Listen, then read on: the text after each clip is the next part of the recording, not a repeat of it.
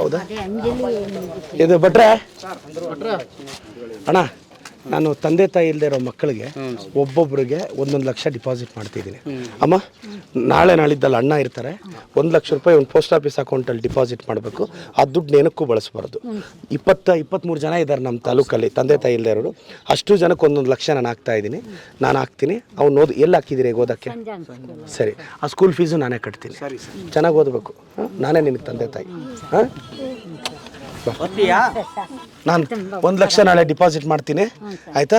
School fees ನಾನೇ ಕಟ್ತೀನಿ. ಆ 1 ಲಕ್ಷ ಮುಟ್ಟಬೇಡಿ. ಅವ್ನು ಎಷ್ಟು ಹೊತ್ತಾನೋ ಅಷ್ಟು ಓದಿಸಿ ಅವ್ನಿಗೆ ಮದುವೆ ಮಾಡೋ ಜವಾಬ್ದಾರಿ ನಂದು. ಓಕೆನಾ? ಸರಿ, ಇದೆ మేడం యాలిట్లా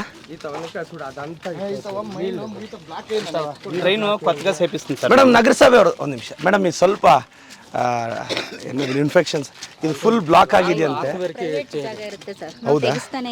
ಹೌದಾ ಮೇಡಮ್, ಇದು ಮಾಡ್ಬೋದು, ತೊಂದರೆ ಇಲ್ಲ. ಸ್ವಲ್ಪ ನೋಡಿ ಸರ್, ನೋಡಿ ಮ್ಯಾಮ್, ದಯವಿಟ್ಟು ಏನಿಲ್ಲ, ಸ್ವಲ್ಪ ಬಡವರು ಇರ್ತಾರೆ, ಏನಾದ್ರು ಇನ್ಫೆಕ್ಷನ್ಸ್ ಡಿಸೀಸಸ್ ಬಂದರೆ ಸ್ವಲ್ಪ ಇವತ್ತು క్లియర్ ಮಾಡಿಸ್ಬೋದು. ಹಂಗೆ ಮಾಡಿಸಿ, థ్యాంక్ యూ. ఈ బస్ చేపిస్తారు.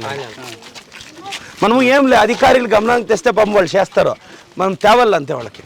అక్క ಹೆಂಗಿದ್ದೀರಾ ಅಕ್ಕ? ರತ್ನಮ್ಮ ಅಂತ. ರತ್ನಮ್ಮ ಕಾಯಿಲೆ ನಮ್ಮವ್ರು ಕೊರೋನಾದಲ್ಲಿ ತಿರೋದ್ರು ಸರ್. ತುಂಬ ಸಾಲಗಳು ಮಾಡಿ ತುಂಬ ಕಷ್ಟ ಇದೆ. 3 ಮಕ್ಕಳು ಚೆನ್ನಾಗಿ ಓದಿದ್ದಾರೆ, ಕೆಲಸ ಇಲ್ಲ, ತುಂಬ ಎಜುಕೇಶನ್. ಏನೇನು ಓದಿದ್ದಾರೆ 3 ಜನ? ಇಂಜಿನಿಯರಿಂಗ್, ಹೌದಾ? ಮೆಕ್ಯಾನಿಕಲ್.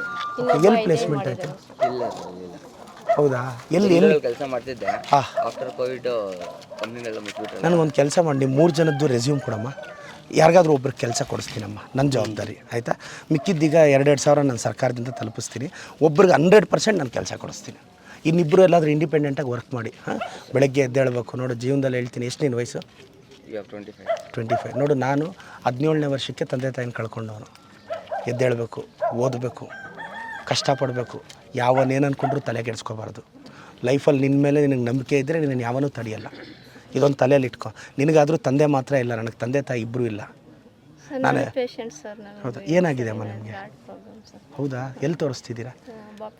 ಹೌದಾ? ಜಯದೇವಲ್ಲಿ ಒಂದು ಸಲ ಮಂಜುನಾಥ್ ಸರ್ನ ಮಾತಾಡಿ ತೋರಿಸ್ಲಾ? ಅಲ್ಲಿ ಚೆಕಪ್ ಕಳಿಸ್ಕೊಡೋಣ. ಒಂದು ಕೆಲಸ ಮಾಡೋಣ, ನಾನು ಮಂಜುನಾಥ್ ಸರ್ನ ಮಾತಾಡ್ತೀನಿ, ಜಯದೇವಾಗಿ ಕಳಿಸ್ಕೊಡೋಣ, ಇನ್ನೊಂದು ಸಲ ಚೆಕಪ್ ಮಾಡಿಸೋಣ ಅಲ್ವಾ?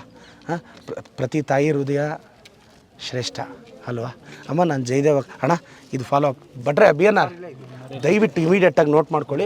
ಜಯದೇವ್ ಅಲ್ಲಿ ಮಂಜುನಾಥ್ ಸರ್ನ ಮಾತಾಡಿ ಒಂದು ಚೆಕಪ್ ಕಳಿಸ್ಕೊಡೋಣ. ಚೆಕಪ್ ಮಾಡಿಸಿ ಮೆಡಿಕೇಷನ್ ಎಲ್ಲ BP ಎಲ್ಲ ಕಂಟ್ರೋಲ್ ಇದೆಯಮ್ಮ, ಮಾಡಿ ಕೆಲಸ ನೋಡು. ಚೆನ್ನಾಗಿ ಕಷ್ಟಪಡು. ಲೈಫಲ್ಲಿ ಗೆಲ್ಲಕ್ಕೆ ಒಂದೇ ಸೀಕ್ರೆಟ್, ಯಾವನೇನು ಅಂದ್ಕೊಂಡ್ರು ತಲೆ ಕೆಡಿಸ್ಕೋಬಾರ್ದು. ಇದನ್ನು ತಲೆಯಲ್ಲಿ ಇಟ್ಕೊಂಡ್ರೆ ನೆಕ್ಸ್ಟ್ ಟೈಮಲ್ಲೇ ನೀನೇ.